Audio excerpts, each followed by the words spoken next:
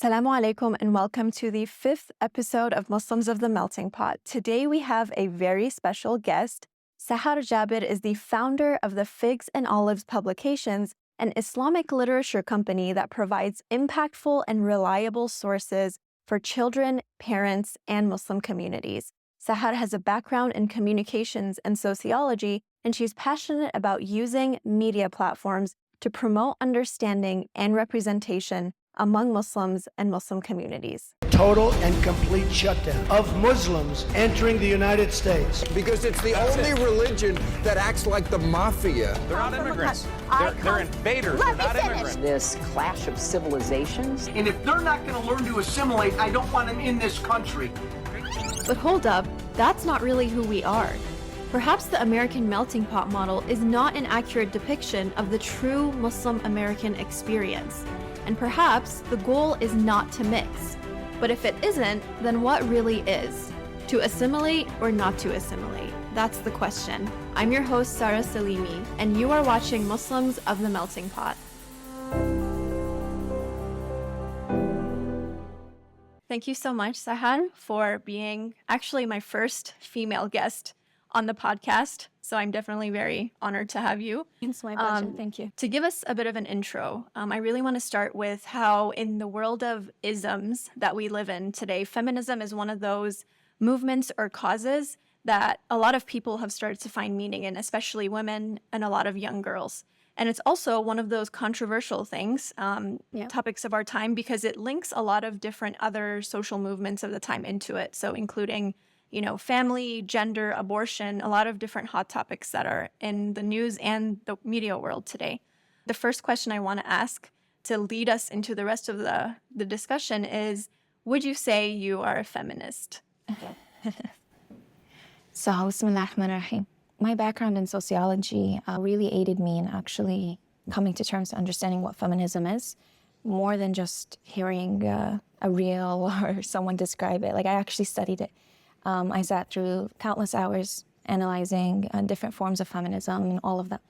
And in the beginning of any feminist female rights class, you always feel like, what they're talking is the truth. What they're saying is right. Who wouldn't want to be on that boat? Who wouldn't want to agree with them and, say, I'm also a feminist? I don't refer to myself as a feminist. I refer to myself as a practicing Muslim. And that should be sufficient. To say I am a feminist means that you're falling into a party in which, who is their leader? What are you actually subjectifying to? What are the limits? What are the boundaries? Feminism itself is a very ideologically loaded term. So when someone says feminism, right, it's like, what exactly are we talking about, right? Are we talking about like radical feminism? Are we talking about mainstream feminism, modern feminism? There's a lot of different branches, but I think one of the things that characterizes a lot of these isms is the fact that they don't really have a specific set definition. A lot of feminists will say, our movement is just women's rights. And that sounds, like you said, it sounds great. But how would you say Islam's view of women's rights differs from the mainstream or the modern feminism's view of the woman? It differs a lot in the sense where with Islam specifically, you have a set of rules in which you're supposed to follow. You have a set of attributes and beliefs that you completely submit to, right? To be a Muslim means to submit. While in feminism itself, it can go to your feelings of femininity, your emotions, your thoughts, your attributes, what you, proclaim yourself to be, what you are inclined identify as. You identify as. And so they're two different things, because when you think about, for instance, first wave feminism, in the beginning, they're propagating for voting rights. They're saying we should be equal to men in the workspace, all of that, right? But they completely removed and didn't even attribute anyone that wasn't white skin as a female, right? It wasn't this inclusive thing. While when you look at Islam, what did Islam do from the beginning? When it referred to the hijab as a mandatory thing for all women, it said whether or not you are rich, poor, a slave, a free woman, whether your skin is dark or light, all of you are female, all of you are equal based on your taqwa, based on your religiosity and your devotion to God. And so it completely removed any form of discriminatory or prejudice. Now, the key difference between Islam and feminism is that with feminism, there's no ends to it, right? A liberal party right now will say, I'm a feminist. But at the same time, they'll say anyone that's transgender that wants to partake in female sports can do so, right? Right. They are completely out of touch in reality. Right. They don't take into consideration a woman's physiological, psychology, biology, emotional well-being. They don't take those parts into consideration because the minute they start to try to define what a female is, it's almost as though they're limiting a female. While Islam does the opposite. Islam sees what a female is, sees her limitations, sees what she's good in. And it says that if you were to tap into your femininity, if you were to say that at this moment, I want to tap into my caretaker, nurturing, gentle vibe, if you were to tap into your femininity, you'll excel in ways in which you'd never think were imaginable. While feminists see those very things that you're considering as the pedestal, as the very thing that makes you unfeminine. So where is the balance? How can you be a feminist and a Muslim at the same time? It's impossible. It's as though to say two impossible things are in line at the same time, right? Today, feminism, you could say, is an advocacy of women's rights based on equality of sex. So when we say that equality of gender is going to truly achieve justice. So is equality the same as justice? That's really what it comes down to. That's a very, very beautiful question. And I'll give you a quote by Shahid Mutahari to answer that. He says, if instead of blindly following the Western ideas, we allow ourselves some independent thinking, the first question which comes to mind is whether equality of rights does mean their similarity also, right? So should genders have the same rights without any difference, or should they have equal rights according to what makes them who they are? And there's a key difference. We know the difference between whether or not, for instance, equality or equity were to come into touch. They're not the same. They're not mutually the same, because when you refer to equality, it means that I were to give an adult and a child the same amount of a portion of food. When you refer to equity, you're going to say that this adult requires a certain amount of portion and this child requires a certain amount of portion to make each what? Complete and fulfilled. Feminism takes this distribution as injustice, while Islam sees this distribution as equity. The progression of feminism, like you said, it started off with giving women these basic rights that, we believe Islam had given her from the very advent of, itself.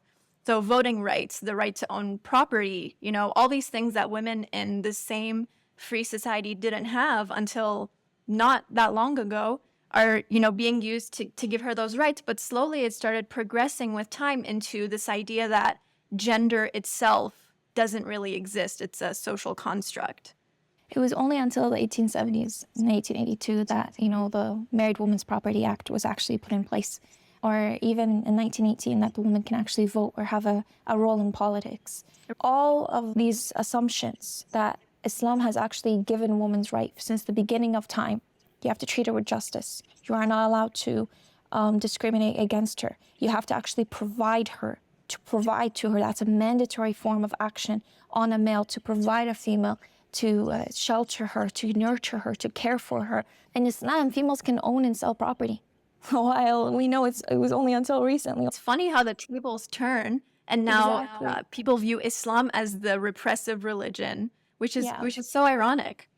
It's very ironic because you're talking in a time in which, Prophet Muhammad gave Sayyidah Fatima al-Zahra Fadak, the land of Fadak, which is enormous. The problem with feminism is the rules in which they ask for and the things that they advocate for, they come out of a lot of hatred and anger. It doesn't come out of principle and logic. It comes out of, we were treated this way, we want to stop being treated this way. Okay, that's not the issue though. It's not even that we don't want to be treated this way, it's we want to be treated like a man.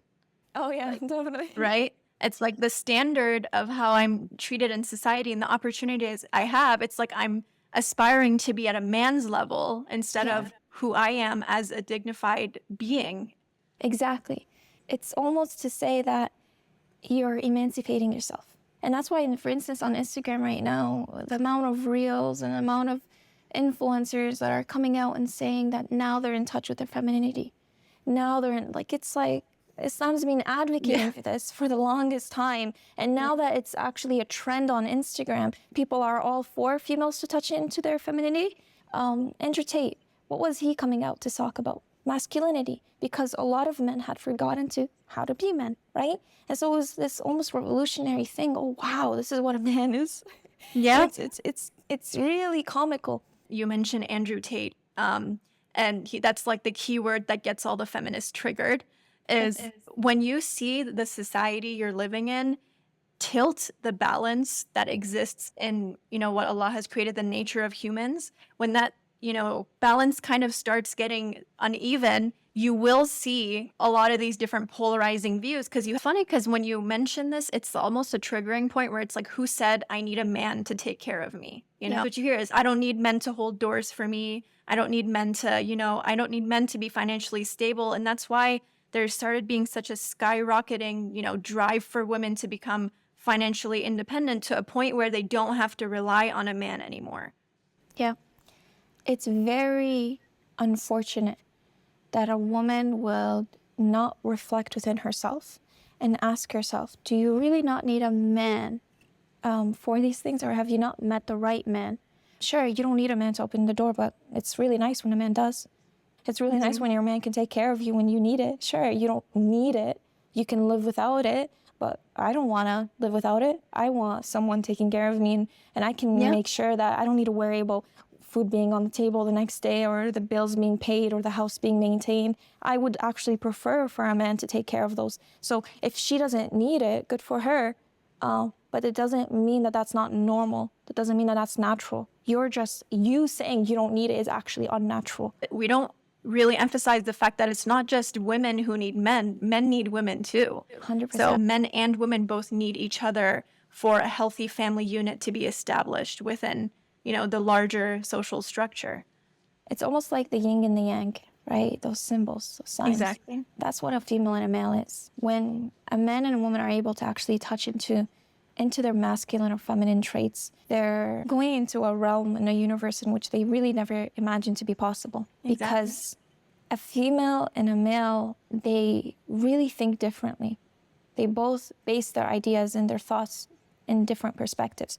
And when they put these two perspectives together, it embraces both logic and emotions together. Speaking of gender roles, which now I think, especially with a lot of these modern movements, there's been such a drive to, push the idea that gender roles should not exist, and that they're detrimental to society. Yeah. Do you think that society is more fair overall if it accepts gender roles or embraces them, or if it rejects them? I believe that if both genders actually understood the other's values, the results would actually be a perfect divine system in society. Right. If we were to reflect and say that my role, my contribution, it is a different form of contribution, however, it is equal in justice in the eyes of God, and just value God above whatever else I'm valuing, of course, the society in it would be equal.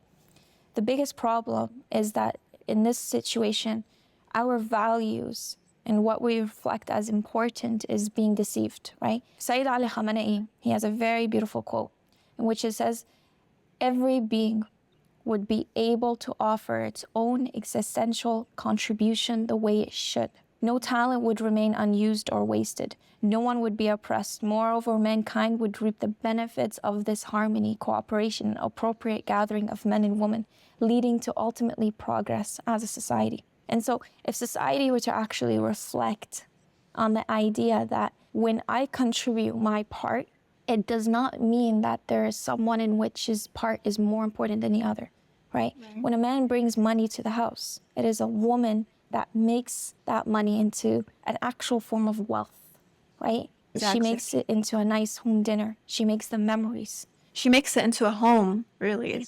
She makes a house into a home, for sure. Exactly. She makes everything into a life, right? And so a lot of our memories as a child are because our mom and our dad worked together in order to make those memories possible, right? Our dad contributed to purchase the groceries. Our mom contributed to make us that beautiful home dinner that we all have memories of and enjoy.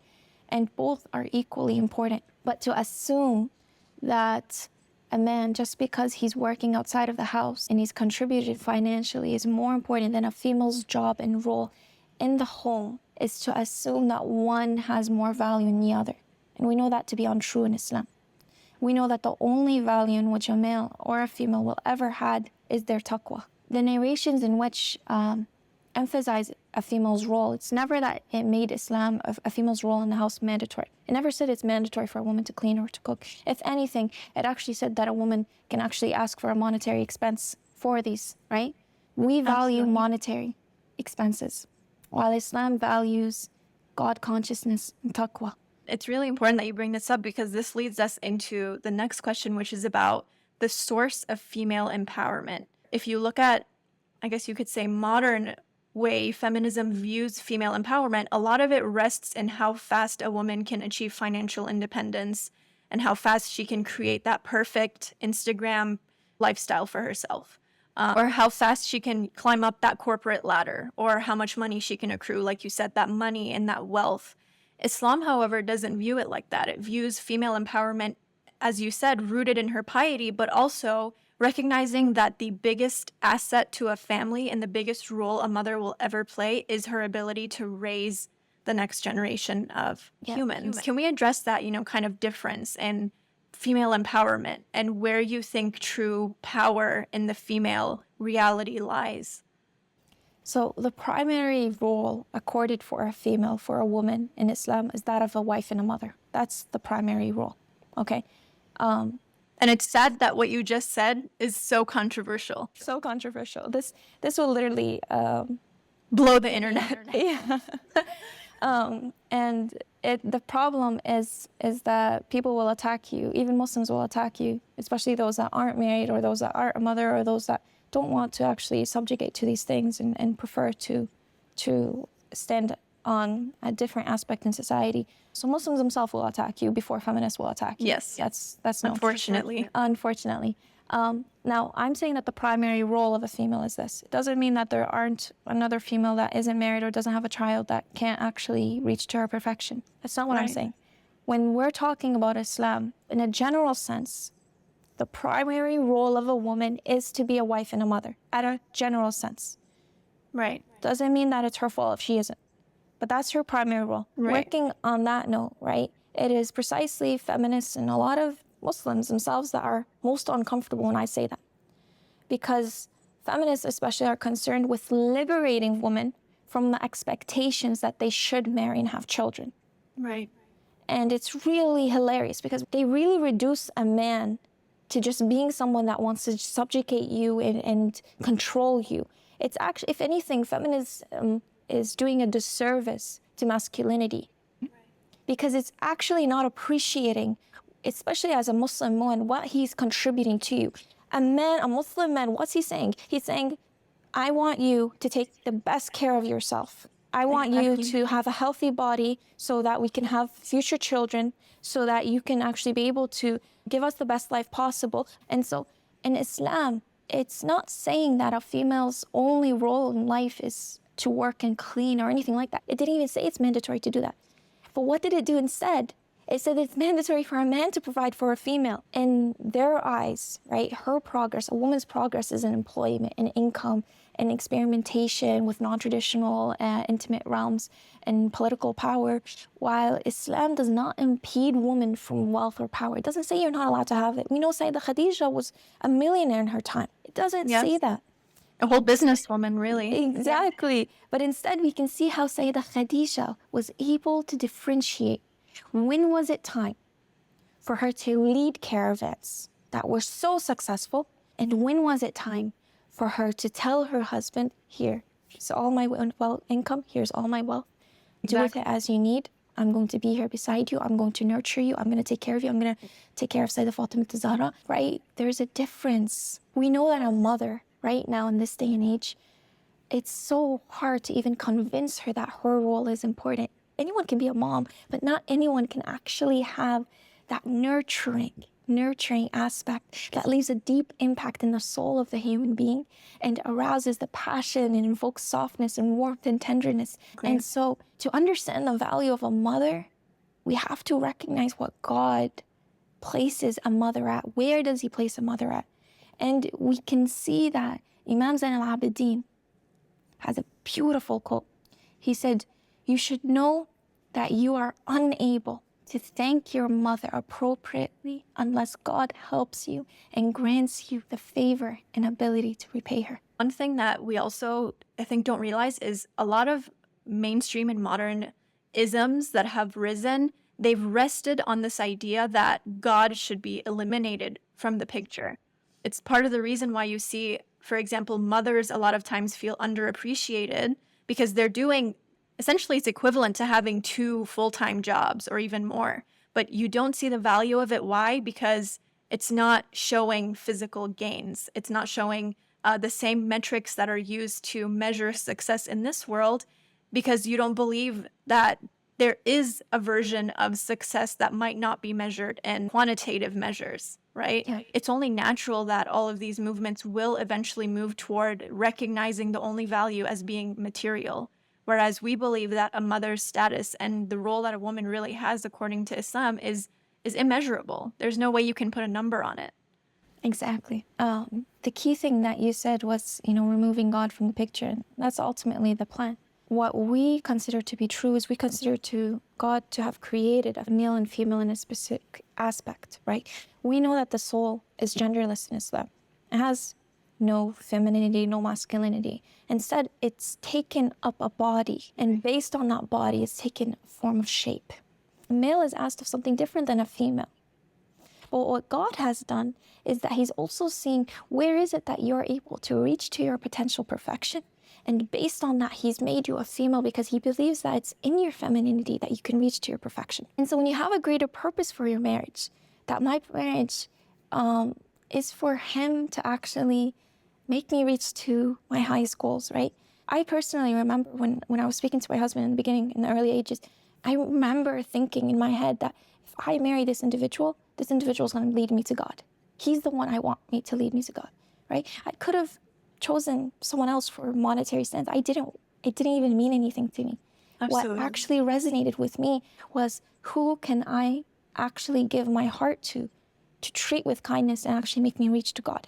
And that's where all my whole focus, my whole marriage was. You also start viewing the challenges and the trials and tribulations that come in the marriage and in the family with a much different lens. Because if you look at it on a very materialistic level, motherhood is atrocious. You're raising kids, they're, dirty, they're going everywhere, there's no way to control them. By that metric, no woman wants to just voluntarily say, I'm doing this, and that's the end of it. When you have an idealistic view of how womanhood fits into a larger perspective, every single step you take toward that becomes that much more meaningful. Exactly. That's very beautiful. Because she needs to see her role as outside of what she's doing. She can't just say, I'm putting the dishes into the dishwasher. No, I'm actually contributing right now. I'm doing such a beautiful thing for my family. Exactly. I'm providing them with a clean space to feel more comfortable and to explore their talents and to grow, right? You can see in Islam how there's almost a circle. A man takes care of the family, a female takes care of the family in a different form, in a different aspect. The beauty of gender in Islam is that it doesn't consider the differences as unequal. Rather, because of these differences, it allows each gender to become equal. That's so beautifully mentioned, yeah. One last question I have from you is, you have mentorship programs for young girls, you have written children's books, you're very well, I would say, attuned to how communicating these complicated issues to younger people can be. What would be your message to young girls who are seeing this whole feminism movement championed so strongly in society and they're Muslim? What would you say to them in terms of being proud of how their religion views a woman and female empowerment? My message to them would definitely be for them to actually wake up and to recognize what is reality. Are they even living in a real reality right now? I literally came from Lebanon to Canada this summer. And it's crazy to assume that everyone here is actually living in a bubble. The way the mainstream media is, how powerful it is, it really makes you forget that you're only a small entity in comparison to all the females around the world. the reason in which we really need to wake up, and I feel like I need to shake some girls sometimes, like, this is not reality. What they're Exactly. telling you right now is not real. This is just It's the Matrix. it's a matrix. It's an unrealistic expectations for females to have it all. It really does remove a female from her abilities to actually perform her feminine touch and tap into it. My message to everyone is to really reflect and to read, what does Shahid Mutahari have to say about femininity, about females in his book. Just last point that I would love to add is that if we actually embraced our femininity and embraced our femalehood, we would then assume that that gentle nature and character is the very superpower that makes you stand out of everyone else. We would be able to recognize that your modesty, your haya, your beauty, your integrity is all key characteristics and what actually make you a female, and it's not what denounce you or devalue in society. That was such a beautiful ending to this episode. Thank you so much, Sahar. I'm so honored that you were able to make it. I really benefited from your wisdom, mashallah, and I really hope that our guests as well will take away a lot from what you said today. Thank you, Habibti, so much for your time.